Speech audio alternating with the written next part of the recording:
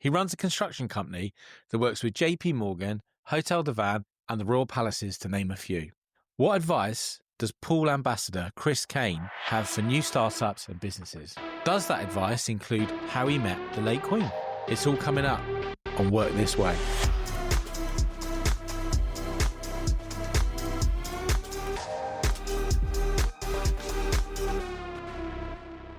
Welcome to Work This Way by Foundry. I'm Adam, and today we are recording in FOUNDRY Poole in the Dolphin Centre. Today we're talking to Chris Kane. For those of you who live in Poole and spend any time in Poole or Bournemouth or the surrounding areas, I'm pretty sure you would have met Chris at a networking event, know Chris of old, or definitely seen Chris around. Chris has been a brilliant ambassador for us, a true gentleman, and become a great friend of mine as well. So Chris, welcome onto the podcast today. I feel honoured to be asked to come on, Adam. I have been around for quite a while. I'm quite a well-known person, but I still feel honoured that you've actually picked me to come and do your podcast. And I've never done a podcast before. So Chris, I think probably kick off with you. High level, who are you? What do you do for a living? I'm actually a builder who can't build physically, but I know a man who can. I started a construction company 34 years ago with two other gentlemen, Rob Hooker and a guy called Norman Edwards. I was unemployed at the time. My first son had just been born. It was a tough time in 1990. One of the chaps bowled out and it was just Rob and I, and it's currently still is Rob and I. Rob's 66, a bit older than me. Then we had to go and get a bank account, which was fun. So we went to all the high street banks and they all laughed at us, literally. Well, what are you going to go into construction? You've got no track record. You've got nothing. We didn't have anything, basically. And it's 1990. Massive recession. There was a bank manager called Tony Carter who actually saw the potential of us. And he said, we actually started working for the receivers of a big hotel group called Leading Leisure, which I think I've probably mentioned to you before. We made a lot of money out of it, which got us going. So we managed to be able to buy a van and all that sort of thing. We then did a hotel in Basingstoke. And so we had two business owners, one carpenter, and we used to try and help, basically. Rob had a shovel with a wooden handle and we used to get in a right old mess. But we then started to pick up a decent supply chain. And you get what I call sort of landmark projects. We then got the work at JP Morgan and we got Poole Audi, which was maybe a couple of £1 million. The Hotel de Van, which I know we did, that was in Poole in 2008. That was 4.2 million quid in 26 weeks. And these landmark projects, that's a really interesting term because you've done some really interesting things at Greendale. So how did you end up in Dorset? What was that story? So I was born in Greater Manchester. My father worked in a paint factory and he got an opportunity to come to Dorset, to Westbourne, which I still love, to go into a paint and wallpaper business with another. It was actually a relation of my mum's. It was actually the link with the Mathmoths, those love. Right, the link with them. Dad got into business with this guy and he built up a small chain of shops. They were more paint and wallpaper. It wasn't like all the nails and all that, and ironmongers as such, but more paint and wallpaper. So that's the reason we came here. So then I'm here. I then went to school locally. I loved all the sport. I loved my activities and stuff, but I took 13 O-levels and I got 3. Then I got a job on the beach, hiring out boats. And it was the summer holiday. And my mum said to me, what are you going to do? I said, quite happy doing this. How old were you then? 16. What are you going to do? I said, I'm quite happy doing this, Mum. She said, we can't stay on the beach the whole time. Anyway, there was a little paper and it was from Bournemouth and Poole College and it had on the front about a construction thing. I then did that at Poole College and I got a equivalent to HND, I think it was, in construction, in building. I then went to London. I went to Polytechnic of Central London, which is now Westminster University. I went there it was a 4-year sandwich course. So I did 2 periods of industrial training, one of which was at JP Morgan, which is how we got involved there. But you were young at that point. You were on site. Yeah. So then when I was in the final year, I'm at college and there was a Chelsea-based car dealer who came into the college and said, look, I want to employ a graduate. Is there anyone who's got a bit about them? And he picked me and I was on 9,250 quid a year, which was quite a lot of money then. And this guy basically, he was very wealthy and he bought lots and lots of property in and around West London. And I just got handed a set of drawings and said, you've got to do that. I learned really quickly. All my projects went way over budget and took too long and there was things done wrong because I didn't know what I was doing. But because the market was so strong, he was still making really good money. So that all worked out. But I always knew I wanted to do my own thing. I then came back to Bournemouth and got a job on the JP Morgan again, working for JP Morgan. But at that time, I also set up Greendale. So Greendale's 34 years old this year. Yeah. That's quite an achievement. There's a lot of entrepreneurs that flip and do and exit and pivot. Greendale, it's been a successful business for a sustained period of time. So construction recessions, you started in 1990. I remember that. I was 10. I remember my dad's in construction. And it was awful. And I remember having to sell everything and really difficult time for my family. Yeah. And you've got to remember, and again, this was something that my dad advised me. He said, when things are going well, you've got to prepare, when things are going well, you've got to prepare for it not going well. It will come. And it comes, I don't know what the cycle is, but it comes. As an industry, has it got better for SMEs, the construction industry, since the 80s and 90s, where main contractors would beat up subbies as smaller main contractors? Is there more protection? Yeah, in our business, we don't do that. We work with our people. I pay them on the nail. I know if I need something done, I can ring them up and they'll do it. Yeah. And that's the way we operate. But other contractors still operate in the way where they'll get a price to build this room. They'll get a price off you for the gloss work, price off someone else, picking all the lowest rates. And then they'll say, you've got to do it for that if you want the job. And then they wonder why they get a rubbish job. Yeah. And that still goes on a lot. An industry that I think Greendale, you nurture, don't you? You cultivate the team. Yeah. I've seen you've got a really strong program. You take kids from college that are on a similar journey to you. Yeah. Rolling back all those years. You talked about supporting local people. Well, we had a chap come in called Chris Kane. He went to Poole High School, which is a local, I think they used to call them secondary modern schools. And he went to a few places, and his dad was a bricklaying lecturer at Dolphin Poole College. And he came with us, and he's now on the main board. He's 34, and he's the one who delivered Windsor. You've taken that lad, he's 34, he's on the board of Greendale. That's a great story. Chris, 34 years of running Greendale, and no doubt other ventures along the journey. It is terrifying working for yourself still. Yeah. I know that. It has massive upside, but there are a lot of downsides and a lot of stuff that people don't see. No.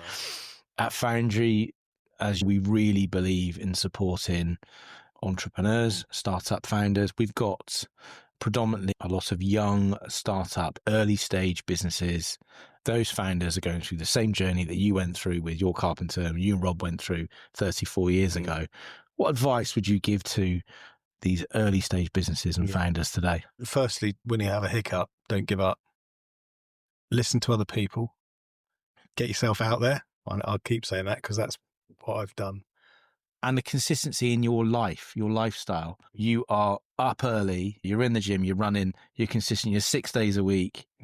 I've gone to 7 now because Kirsten wants to run on a Sunday. Oh, there we go. But it's a gentle jog. Yeah. Chris, how do you stay consistent, both with your business that has been now running for 34 years and your health and fitness? Don't get me wrong.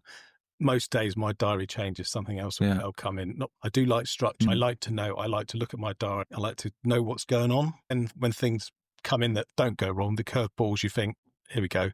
I've got a bit of time to do it. And I do like that. And I love what I do because I love helping other people. I don't stamp my brand on a lot of things. Adam don't. I support the restaurant that we just talked about. I supported Hotel de Van a lot when we first did it. I support you, but I only do it if I believe in it. And I don't want any financial thing out of it. I don't.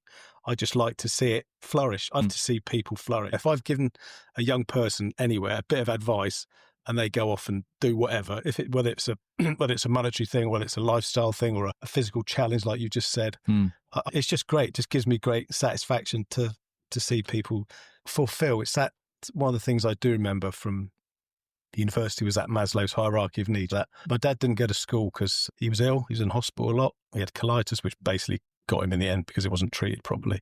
But he used to, I've got the book at work. It's like that thick. It's called Order Book and it's all his trades. Yeah. And he used to, I still don't understand it, but Dad used to short sell and I don't understand it and I don't claim to. But he used to do that long before Charles Schwab and all that lot. And he'd make a trade and he'd put a little note on why he did it. Like he'd say, oh, met Adam Foundry there, a good business, or met that. And he'd help me. I used to buy a few shares with him. He'd buy on my behalf. And he had a real good knowledge. Chris, your dad was a connector. You are a connector. And you never expect anything back in return. Greendale is a very well-trusted construction company.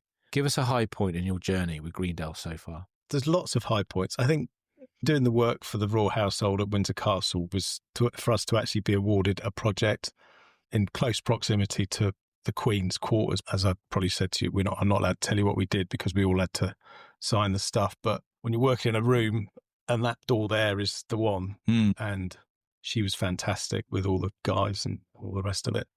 And it was funny when you used to go there because you'd come out and you'd get your photograph taken by all these Japanese tourists thinking you were famous. That would be one of the high points.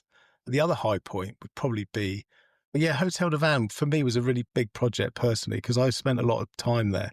And I was so pleased with the outturn and the fact that we agreed the account really quickly and they didn't take any retention. It was all done on a handshake and their team were brilliant. We had elevations of every wall and it was just a real good buzz. Chris, give us a personal high point. The high point is for me, because I've got children, having my children and seeing both my children really excel, both in their sort of business world lives. And I've got my granddaughter, which is just weird.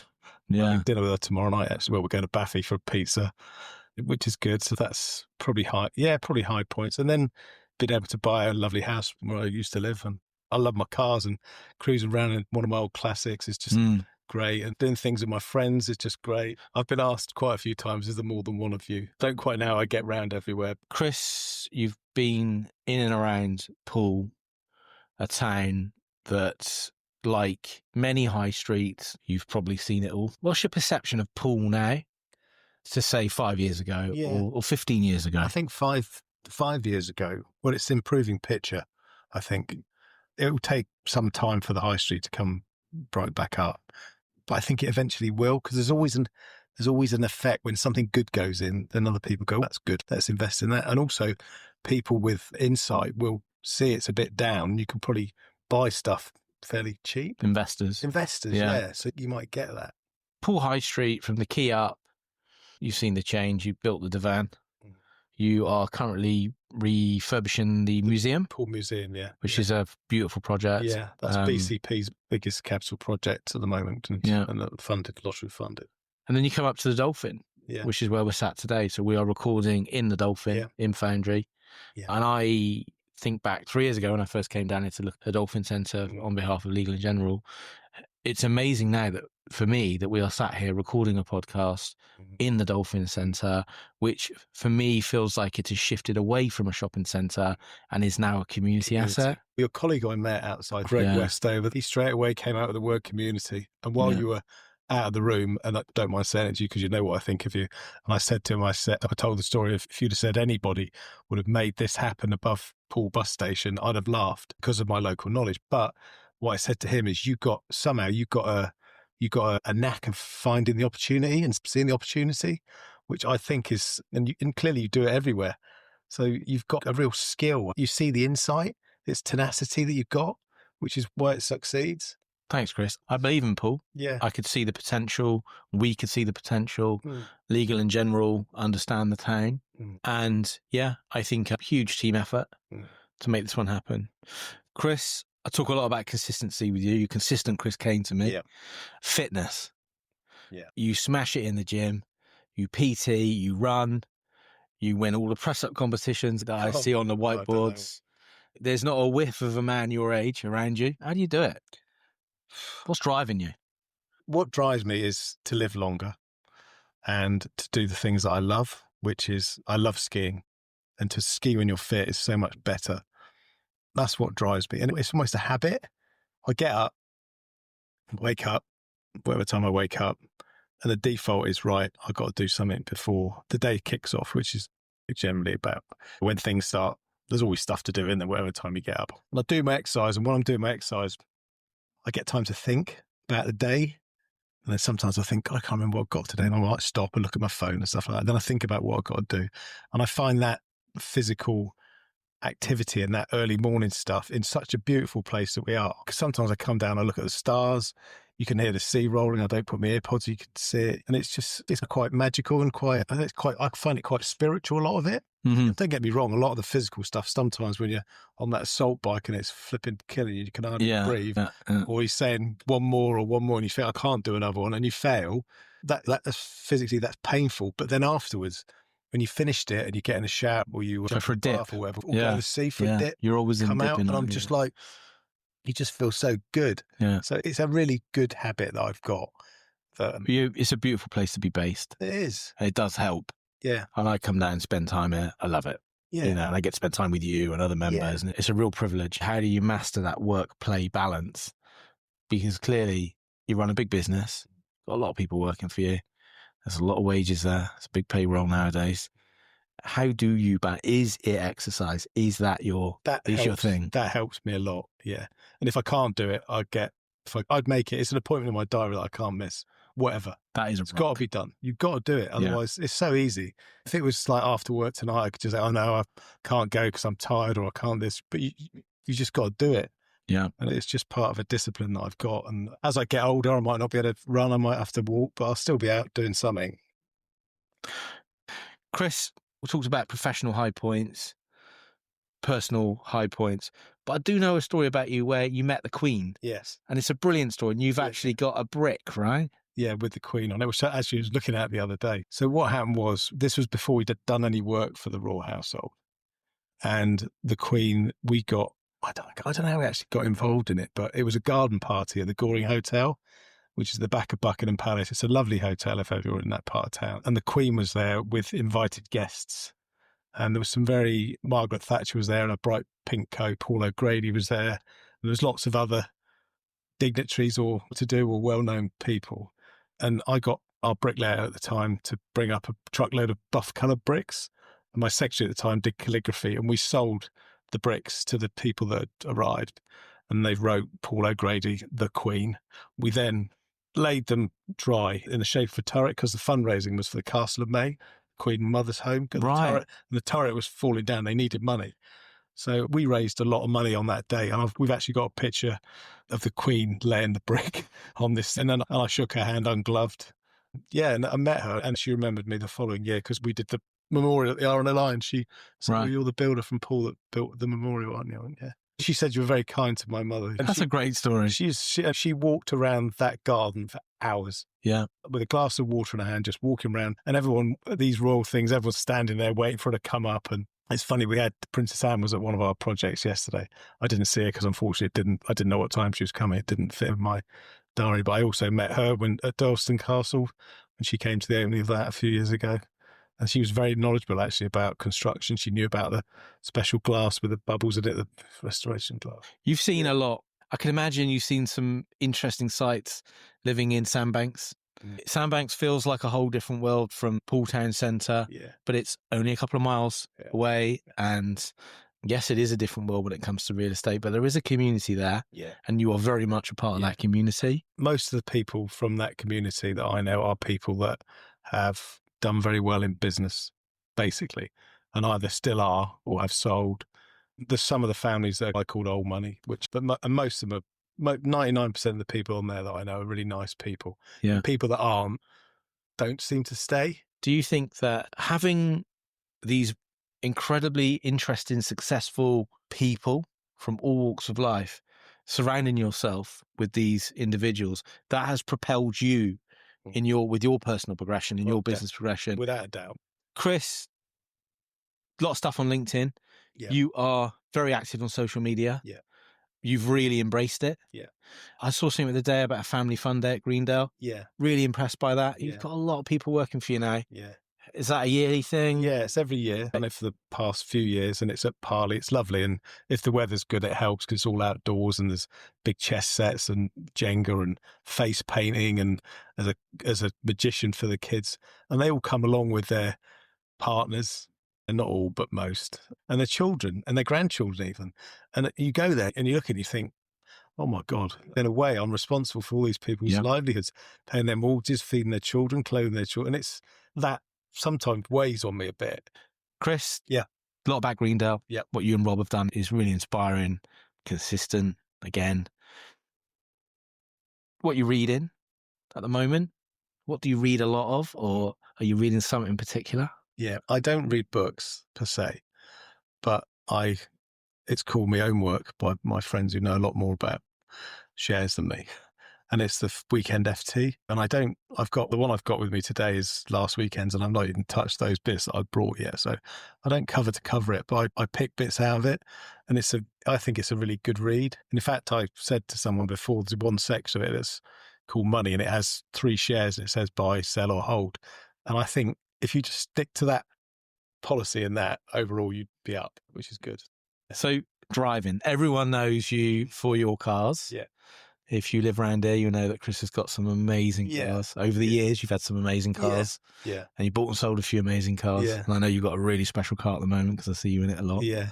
What's your favourite car? And I always say this, but I haven't got favourites because the others get fed up. But there's a car for the occasion.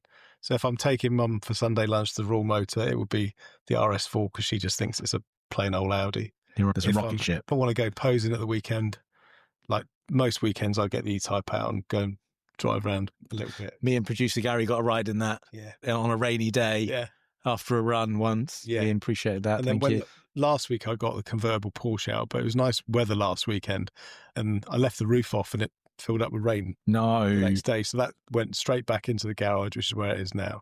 I nearly got it out today, but I just didn't have time to do the transit. Yeah. That's your thing though, right?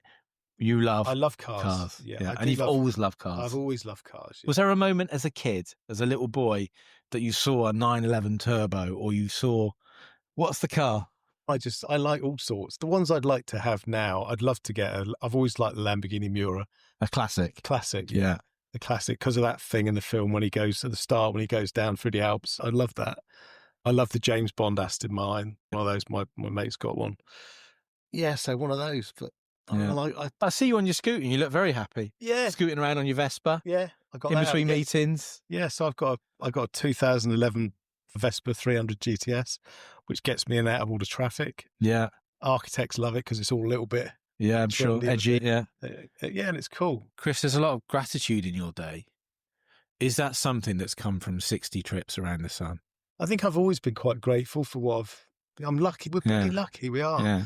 And it's but you do believe in stuff like that? One of my routines, which is weird, is in the bathroom when I start getting ready, I've got a penny and a pound, and I turn the penny and the pound over 10 times, and I touch the pound coin twice because I want to increase a penny by 100-fold that day. And it's a stupid thing to do. And then the horseshoe in the car park that I go and do a little wiggle. And the number 7 by the chain ferry that I go and stand on, do a little wiggle. Yeah. It's just, again, it's habit. And a lot of that stuff, sometimes when I'm running, I'll get to the end of it and I'll talk to Sharon and we go, oh, blooming hell, we've done 10K. And I don't even realise I've done it. And apart from the fact that I'm wringing with sweat and need to stretch and all the rest of it. But sometimes I can actually zone out sometimes from the pain, which I quite... And you've got to be grateful in life. So many people that are worse off than us, aren't there? And they're, by the grace of God, be any of us. Adam, you've got great plans for FOUNDRY. Poole is number 2. And you've got the other 2 in London. I know you've got other plans. What would you say your 10-year plan is for FOUNDRY? Are you going to roll it out in other places in the UK? As a senior leadership team and our co-founders, Legal in General, we're pretty laser focused on the job in hand at the moment, which is a 5-year rollout plan initially. And it is to focus on towns like Poole and Eastbourne, suburban locations like Wandsworth Town, Walthamstow, where we sit within build to rent development. Yeah. We like to think a key component in those build to rent residential environments. So somebody will build a block of 300 flats and the co-working space is a bit like having a gym, a cafe. Absolutely. It's an amenity, it's a value add, and it helps with the USP in a lot of these locations. I don't think the office is dead at all. No. I think, like the high street, it's repositioning and it's going through a step change, an expedited step change, because obviously there is a lot of it. We are very fortunate at FOUNDRY that our co-founders are L&G. L&G have a huge portfolio in the UK, across the world, but our focus is towns and cities where we can make a real difference. So where we can proactively add value, yes, financially, but also the intangible value add, which you describe as a FOUNDRY effect. Some people call it the FOUNDRY factor, where you can see in a town like Poole, where we've come in and within a year created something that we're all very proud of. I think that's my job, is to get immersed into the towns. I think what amazes me as we are growing is the exposure to the entrepreneurs So these are brilliant entrepreneurial people in big businesses. When we go into the build to rent environments like Wandsworth and Walthamstow, where we're going into residential environments, we've opened 4 locations. We've got quite a few more going through approvals at the moment, and they're all brilliant. They're all will add value in different ways, and they're all exciting, and they're really exciting in the places they're going. So the towns and locations that we're going to next are just as exciting as Poole, just as exciting as Wandsworth and Walthamstow and Eastbourne. Chris, you've done 34 years with Greendale, a significant construction firm in the southwest. It's fair to say you're cracking on. Have you thought about the big R word, retiring? None whatsoever, no. Because I enjoy what I do. Not all of it, obviously. There's always a bit of stuff that we have that's not nice. Because I enjoy what I do, I've got no plans to retire. And I think that's quite common for a lot of people. I think people need to, a bit like you exercise your body, you need to keep your brain in tick to keep going. Yeah, and obviously, as long as my health's good, that's a big part of it, which again goes back to the fitness thing. But no, I've got no plans to retire. I want to keep going, and yeah, maybe drop a day a week or something in a few years' time. Have you seen this living where you live in that community?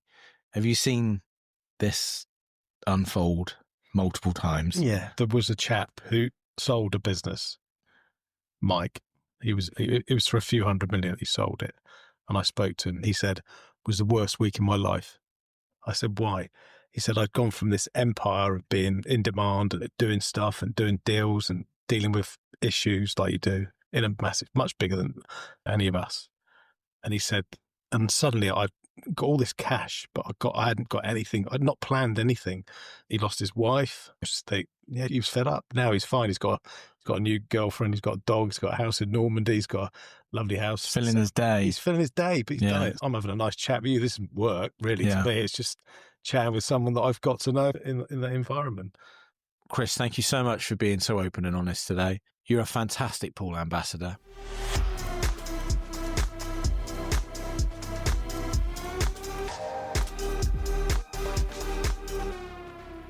If you're listening to this, next time you're in Poole, get the local team to introduce you to Chris. He will take you running at 6 a.m, share his love of classic cars, and give you a tour of the who's who and best properties on Sandbanks. Thank you for listening to this episode of Work This Way by Foundry. This episode was hosted by myself, Adam Walker, the sound engineer, Josh Hall, and produced by Gary James. Producer Gary says, I have to ask you kindly to leave a 5-star review and subscribe on Apple, Google, or Spotify. Until next time, work this way.